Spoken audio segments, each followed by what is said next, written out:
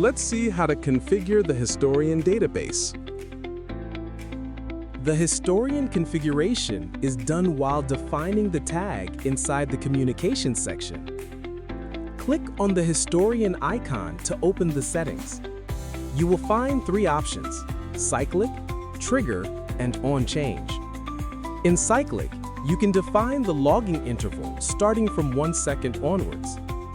You can also configure an archive condition, if required, to manage long-term data storage.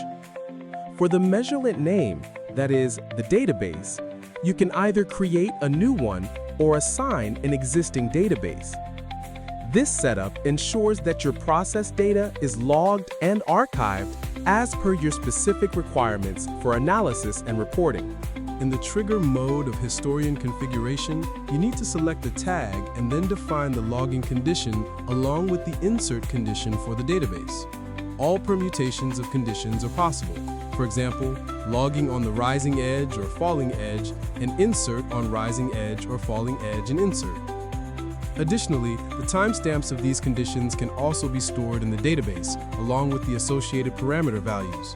This ensures accurate event-based logging, making it easy to trace when specific conditions occur in the process.